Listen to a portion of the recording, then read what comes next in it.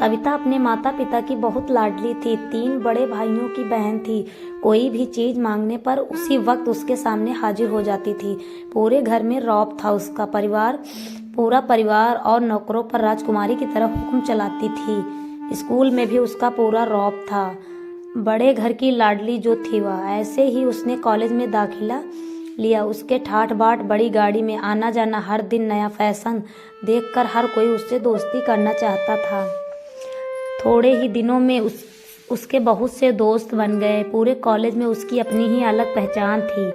इन दिनों उसके घर एक रिश्ता आया। खानदानी लोग थे और पापा की पुरानी जान पहचान थी उनके साथ।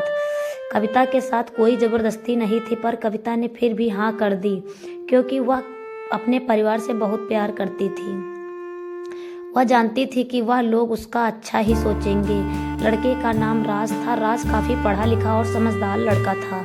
ससुराल वाले भी बहुत अच्छे थे। ससुराल में कविता की जगह वैसी ही थी जैसे कि मायके में। कोई भी कार्य कविता की सलाह के बिना नहीं होता था। सबकी लाडली बहू बन गई थी वह। फिर उसके घर में एक बेटे का जन्म हुआ।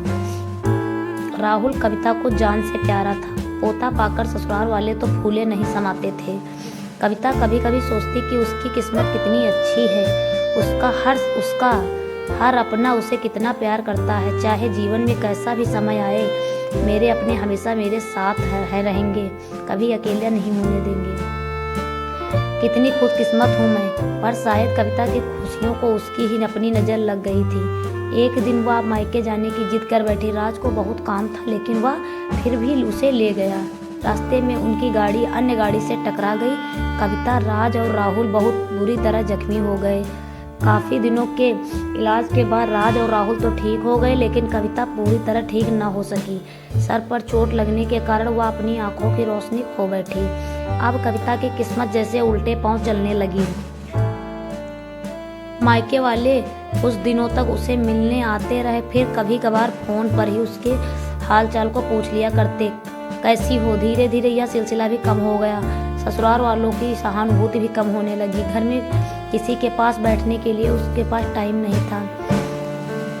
जब वह कहती तो सब कहते बहुत काम है, तुम भी हाथ नहीं बटा सकती है। राज भी चिड़चिड़ा हो गया था। वो और बस राहुल ही था। उसके साथ वह खेलते हुए उसका वक्त गुजरता था। कविता के हाथ से कुछ सामान गिर गया, जिसकी वजह से राहुल को हल्की सी चोट आ गई। कविता के सास ससुर ने राहुल को उससे अलग कर दिया। कहा कि उसकी न देखने की वजह से कहीं बच्चे को कोई नुकसान न हो जाए। कविता अंदर से टूट चुकी थी। एक दिन उसने सबके सामने मायके जाने की इच्छा रखी तो राज उसे तुरंत छोड़ आया, जैसे कि वह यही चाहता था, लेकिन राहुल को उसके साथ नहीं भेजा। कविता कभी राहुल से दूर नहीं रही थी, पर अपनी कमी के कारण उसने ज्यादा बहस नहीं की।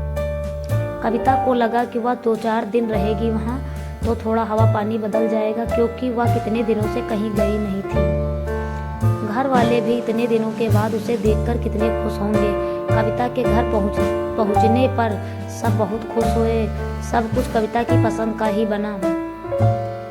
उसने अपने मम्मी पापा और भाई भाभियों से दिल खोलकर बातें की। उनके छोटे छोटे बच्चे भी बुआ के साथ घुल मिल गए थे। रात को सोने के वक्त जब वह अपने कपड़े बदलने लगी तो उसे पता चला कि उसका बैग तो बहुत भरा हुआ था। वह सब समझ गई। वह बहुत उदास हो गई। कुछ दिनों तक वह सब कुछ ठीक रहा, फिर जैसे सब बदलने लगा, सबका व्यवहार बदल रहा है। वह लोग जैसे थक चुके हैं उससे। सब लोग घुमा फिरा कर एक बात पूछने लगे कि राज कब आ रहा है उसे लेने। वह बहाना बना देती, जबकि वह जानती थी कि उस घर में अब उसके लिए कोई जगह नहीं है। कविता के चलते वक्त कुछ न कुछ नुकसान हो जाता। थोड़ी बहुत टोका टोकी उसे सुनाई देती, वह टाल देती। एक दिन उसके हाथ से लगकर एक कीमती फूलदान टूट जग गया। छोटी भाभी ने बहुत हंगामा मचाया। कविता के माता पिता ने रोज रोज के झमेले से तंग आकर उन्होंने खुद से राज को फोन कर दिया। राज कविता को अपने घर ले गया। कविता को अपने परिवार वालों से ये उम्मीद न थी। जिस कविता के कहे बिना एक पत्ता भी नहीं हिलता था, उस घर के लिए वह बोझ बन चुकी थी। राज के साथ ससुराल आते वक्त वह बहुत खुश थी, क्योंकि वह अपने घर जा रही थी, अपने जिगर के टुकड़े राहुल के पास। परंतु यह खुशी भी कुछ पल की ही थी। सारा बंदोबस्त पहले से ही किया हुआ था। कविता को सीधे ऊपर वाले कमरे में पहुंचा दिया गया। राहुल से दूर रहने की सख्त चेतावनी दी गई। एक काम वाली बाई लता उसकी जिम्मेदारी सौंपी गई, जो उसके खाने पहनने जैसी जरूरतों का ध्यान रखती। कविता ज़्यादातर चुप ही रहती। कभी कभी काम वाली बाई लता से थोड़ा बतिया लेती। उसके जरिए राहुल का पता चल जाता। सबकी लाडली बेटी और बहू सबके लिए बोझ बन चुकी थी। इस कहानी से यह प्रेरणा मिलती है